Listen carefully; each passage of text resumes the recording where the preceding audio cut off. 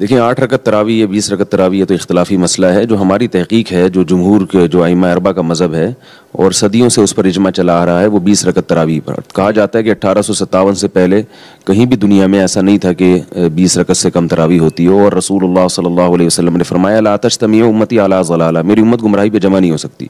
تو یہ جو صدیوں سے امت 20 پڑھتی آ رہی ہے اور پوری دنیا میں اس وقت کہیں بھی ایسا نہیں تھا جو 20 سے کم ہوتی ہو، تو ظاہر ہے کہ امت کیسے اتنی بڑی امت گمراہی پہ جمع ہو گئی. تو یہ جب پہلی مرتبہ فتویٰ دیا گیا تھا 8 رکعت تراویح کا، تو علماء نے اس کی شدید احتجاج کیا تھا. تو بہرحال اختلافی مسئلہ ہے، چونکہ رمضان میں آپ 8 اور 20 رکعتوں میں اختلاف ہو جائے وہ اتنا برا نہیں ہے، لیکن اگر لڑائیاں ہوں اور دلوں میں اختلاف ہوئی زیادہ برا ہے. تو ہمیں تو اسی پر اطمینان ہے، لہذا اسی پہ فتویٰ دیا جاتا ہے. باقی اس پہ تفصیلی دلائل وہ آپ نیٹ پہ دیکھ سکتے ہیں، میرے بھی بیانات ہیں یہاں جے ٹی آر میڈیا میں، دوسرے علماء نے بھی اس پر جو دلائل دیے ہیں، تو اس کا یہاں موقع نہیں ہے. لیکن ہمیں اس پر جزم ہے اور شرح صدر ہے کہ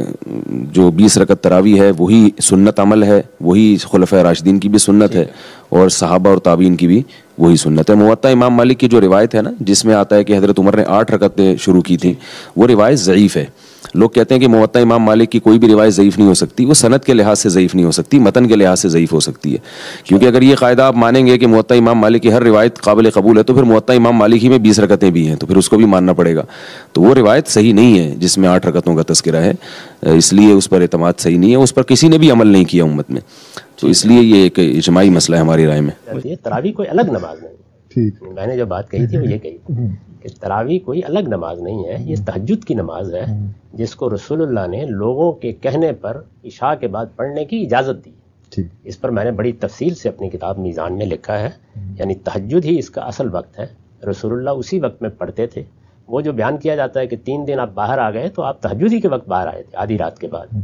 تو تہجد کی نماز ہے. لوگوں نے آپ سے پوچھا ہے کہ ہمارے لیے صبح کے وقت اٹھنا آسان نہیں ہوتا، اور اللہ تعالیٰ نے خود قرآن میں بیان کیا ہے کہ وہ لوگ جو محنت مزدوری کرتے ہیں، جن کو سفر پر جانا ہوتا ہے، جن پر کوئی ذمہ داریاں ہیں، تو وہ ضروری نہیں کہ اس وقت اٹھ سکیں تہجد کے وقت. سورہ مزمل میں وہ سب چیزیں گنوائی ہیں. تو انہوں نے یہ کہا ہے کہ کیا ہم یہ نماز، ظاہر ہے کہ اس کا شوق تو ہوتا ہے نا، تہجد کی نماز لوگ پڑھیں، نوافل ہیں، بڑی غیر معمولی نماز ہے، تو ہم اس کو عشاء کے بعد پڑھ سکتے ہیں. آپ نے پڑھ سکتے ہیں، تو یہ اللہ کے پیغمبر کی دی ہوئی اجازت ہے. اچھا، نفل نماز کی جماعت ہو سکتی ہے، خود کرا دی رسالت میں آپ صلی اللہ علیہ وسلم نے. رسول اللہ صلی اللہ علیہ وسلم کے زمانے میں بھی دونوں شکلیں جاری تھیں. ابو بکر صدیق کے زمانے میں بھی رضی اللہ عنہ دونوں شکلیں جاری تھیں. لوگ اٹھ کے پڑھتے تھے تہجد کے وقت، جس کو قیام اللیل بھی کہا جاتا ہے. اور ایسا بھی ہوتا تھا کہ وہ عشاء کی نماز کے بعد مسجد میں پڑھنا شروع کر دیتے تھے، گھروں میں بھی جا کے پڑھتے تھے. عشاء کی نماز کے بعد اپنے سامنے امام بھی مقرر کر لیتے تھے، کیونکہ ہر آدمی کو تو قرآن یاد نہیں ہوتا، تو وہ عام طور پر قرآن مجید کی تلاوت کرتے تھے، لوگ پیچھے سن لیتے تھے. تو یہ سب کچھ رسول اللہ کے زمانے سے اسی طریقے سے جاری ہے. سیدنا عمر نے اس کے سوا کچھ نہیں کیا کہ انہوں نے کہا کہ بھائی مسجد میں مختلف اماموں کے پیچھے اگر تم یہ نماز پڑھو گے، وہ تلاوت کریں گے، تو یہ کیا مچھلی بازار بن جائے گا، ایک امام کے پیچھے پڑھ لیا کر، اس کے سوا کچھ بھی نہیں کیا. بڑی معقول بات تھی. تو اس لیے یہ بات کہ یہ کوئی بدعت ہے، ایسا ہرگز نہیں ہے. تہجد کی نماز ہے، آپ کے لیے اس کا اصل وقت وہ ہے کہ آپ اس وقت اٹھ کے پڑھیں. اگر یہ مشکل ہو تو آپ عشاء کے بعد پڑھ سکتے ہیں، جماعت بھی کرا سکتے ہیں. میں نے کبھی اس کو بدعت نہیں. 3 سے لے کر جتنی چاہے پڑھا دیں. خود مدینے میں بعض موقعوں کے اوپر امام مالک کہتے ہیں کہ کوئی لوگ یعنی 40-42 تک چلے جاتے ہیں. تو اس وجہ سے جتنی چاہے پڑھا دیں، کم سے کم 3، یعنی اس سے کم نہیں ہونی چاہیے. عام طور پر ہمارے ہاں لوگوں نے رسول اللہ کی نماز کو بنیاد بنایا ہے، کیونکہ آپ کے بارے میں یہ بات بہت آتی ہے کہ آپ 11 رکعتیں پڑھتے تھے، تو اس لیے وہ 8 اور 3 ملا کے 11 رکعتیں پڑھ لیتے ہیں. سیدنا عمر کے زمانے میں چونکہ کوئی پابندی نہیں ہے، تو صاف معلوم ہوتا ہے کہ آہستہ آہستہ لوگوں نے خیال کیا کہ قرآن مجید ہم زیادہ سے زیادہ سن سکیں، اور اگر زیادہ قرآن ہمیں یاد نہیں ہے تو رکعتیں زیادہ کر لیتے ہیں. تو 20 یا 23 رکعتیں لوگوں نے پڑھنی شروع کر دی. 23 ہی کہنا چاہیے. اس کی وجہ یہ ہے کہ وہ تو وطر کو الگ کر لیتے ہیں لوگ، اس کا حصہ ہے. یہ اصل میں نماز وطر کرنی ضروری ہے، ہر حال میں وطر پڑھی جائے گی. تو آپ چاہیں تو رسالت میں آپ صلی اللہ علیہ وسلم کا جو عام طریقہ تھا، سیدہ نے بیان کیا، سیدہ عائشہ نے، کہ زیادہ سے زیادہ 11 رکعتیں. بعض جگہوں پر 13 رکعتوں کا ذکر آیا ہے، لیکن اس کے بارے میں یہ واضح ہو جاتا ہے کہ اس میں وہی بالکل طریقہ آپ نے اختیار کیا جو مغرب میں ہے، کہ 3 رکعتیں پڑھ کے ہم سلام پھیر دیتے ہیں اور اس کے بعد 2 نفل پڑھتے ہیں. تو ایسے ہی رسول اللہ نے بھی صلی اللہ علیہ وسلم 11 رکعتیں پڑھی، سلام پھیرا اور پھر 2 رکعتیں نفل کی پڑھی، کیونکہ آپ پر یہ فرض تھی نماز. تو اس لیے عام طریقہ آپ کا 11 رکعتیں تھا. اس کو ہمارے ہاں اہل حدیث حضرات نے زیادہ قبولیت بخشی ہے. خوش کرنا کوئی شے نہیں. تراویح میں تھوڑے سامنے 100 باری کیا کہ دنیا کا کوئی بندہ اگر رسول اللہ کی زبانی کسی حدیث تو صحابی میں تراویح لفظ بخا دینا، مینوں تو چھری پھیر یہ نہ ہی بعد چلوان کر لیا. ایک ہی نام سی قیام اللیل، رات کو جاگنا تہجد پڑھنی، وہ ایک نواں نام رکھ کے رفڑ پاتا 20 رکھنا کہ 8 رکھنا، نماز ہی کوئی ہے نہیں کی ہوں وہی تہجد ہے، پاویں کوئی زیرے پڑھے، ایک کوئی حرام نہیں، عام ہر رات جی کوئی اشارہ والی پڑھے پڑھ سکتا سارے سال جی، پتہ اج نہیں اٹھیا جانا پڑھ لے اسے 11 رکھ، ادوں تو شروع ہو جاتا 2 سنتا تو بعد فجر تک رہتا، ادھی رات بھی حضور نے پڑھی ہے، شروع بھی پڑھی ہے، آخر تے زیادہ بہتر سمجھے،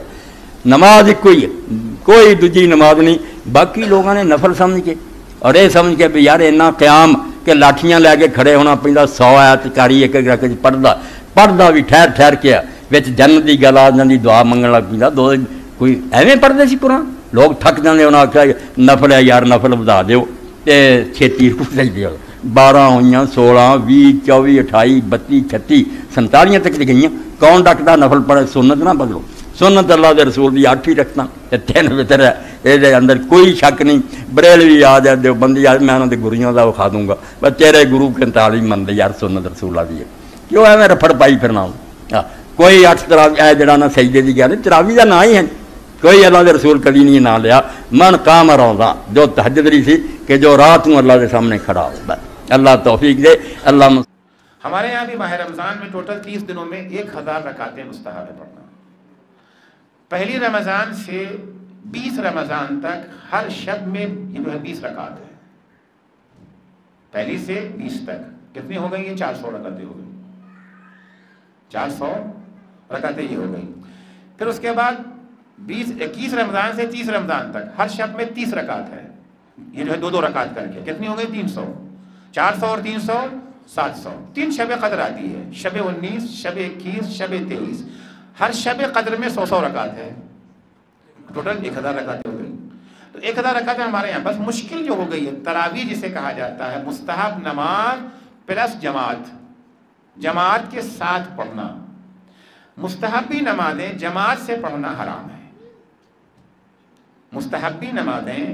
جماعت سے پڑھنا حرام ہے، اب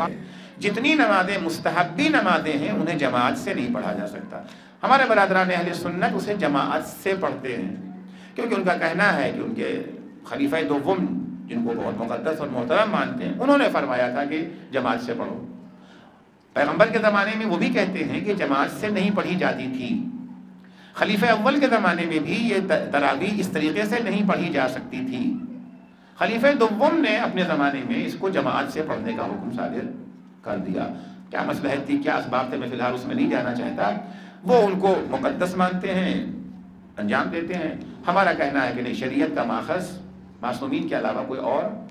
نہیں ہو سکتا ہے، معین اللہ نے کیا ہے، بیان انہوں نے کیا ہے، انہوں نے معین بھی نہیں کیا ہے، یاد رکھیے گا ہمارے یہاں شریعت، رسول شریعت نہیں بناتا، امام شریعت نہیں بناتے، امام اور رسول کا کام ہے شریعت کو بیان کرنا، شریعت کو بیان کرنا ہے، جو کچھ اللہ نے پیغمبر کو بتایا پیغمبر نے ہم کو بیان کر دیا۔ امام ترمذی نے 806 نمبر حدیث کے نیچے بحث کی ہے کہ اس کی رکعتوں کے بارے میں کتنا اختلاف ہے، بعض کہتے ہیں 20 ہیں، بعض کہتے ہیں 41 ہیں، اور وہ کہتے ہیں احمد بن حنبل کہتے ہیں میں اس پہ کوئی کلام نہیں کرتا ہوں، ٹھیک ہے، امام شافعی کہتے ہیں میں نے اہل مکہ کو 20 کے اوپر پایا، ٹھیک ہے، اگرچہ اس کی سند بیان نہیں کی امام ترمذی نے، کیونکہ امام ترمذی کا تو امام شافعی سے سماع ثابت نہیں ہے، وہ تو احمد بن حنبل اور کے بھی آگے امام بخاری سے کے شاگرد ہیں۔ بہرحال چلیں ہم for the sake of argument ان کی یہ بے سند بات مان بھی لیں، تو دلیل تو اس سے یہ ثابت ہو گیا کہ امام ترمذی خود مانتے ہیں کہ کوئی اتفاق نہیں ہے، یہ نفلی عبادت ہے، کوئی جتنی مرضی کر لے۔ ہم یہ کہتے ہیں بخاری مسلم میں جو ام عائشہ کی حدیث ہے رمضان یا غیر رمضان 11 رکعت معمول تھی، بخاری مسلم میں ملتا ہے 13 رکعت کا بھی ملتا ہے، 15 کا بھی 17 کا بھی نفلی نماز کے طور پہ۔ عطا ابن ابی رباح سے 20 رکعت بھی ثابت ہے، ہم نے کبھی اس پہ فتویٰ نہیں لگایا، بلکہ ہمارے بھائی جو 20 والی میں پڑھتے ہیں ہم کہتے ہیں 20 پوری کر کے آئیں تاکہ قرآن کا آپ وہ حصہ سن کے آئیں، اصل مقصد تو قرآن سننا ہے۔ اور اہل حدیثوں کو زیادہ تکلیف ہوتی ہے تو میں ان کو کہتا ہوں ابو داؤد میں حدیث سیدنا طلق بن علی والی اٹھاؤ، علی بن طلق والی، جنہوں نے پہلے قیام اللیل کروایا ایک جگہ، پھر گھر گئے، اپنے گاؤں میں واپس پہنچے تو وہاں لوگ مسجد میں انتظار کر رہے تھے، کہتے ہیں حضرت ہم تو آپ کے انتظار میں بیٹھے ہوئے ہیں تو آپ ہمیں قیام کرائیں، انہوں نے جا کے دوبارہ وہاں قیام کروایا، اور جب وطر کی باری آئی تو مصلی چھوڑ دیا، اور کہا کہ میں نے نبی علیہ السلام سے سنا تھا کہ رات میں ایک دفعہ ہی وطر پڑھ سکتے ہیں، تو میں وطر پہلے پڑھے ہوں، تم اپنا امام مقرر کر لو، تو میں وطر نہیں پڑھاؤں گا۔ تو میں کہتا ہوں اگر انہوں نے 8 پڑھائے تھے ادھر 8 ادھر پڑھائی 16 نے پھر بھی پڑھی ہیں نا انہوں نے، تو وہ 11 والی مثل تو ٹوٹ گئی نا۔ تو اس کو زیادہ جھگڑا نہ بنایا جائے، لیکن اصل بات یہ ہے کہ اس کا مقصد ہے قرآن سننا، اور صحیح مسلم میں حدیث ہے کہ سب سے افضل نماز وہ ہے جس کا قیام سب سے لمبا ہو۔ کتنی پوائنٹ کی بات ہے۔ اب جو 20 تراویح پڑھ رہا ہے اس کا رکعتیں پوری کرنے پر زیادہ زور ہوتا ہے، قیام مختصر ہوتا ہے۔ جو 8 پڑھ رہا ہوتا ہے اس کا قیام کے اوپر زور ہوتا ہے اور قرآن سننے کا مزہ آتا ہے۔ یہ نیچرل چیز ہے،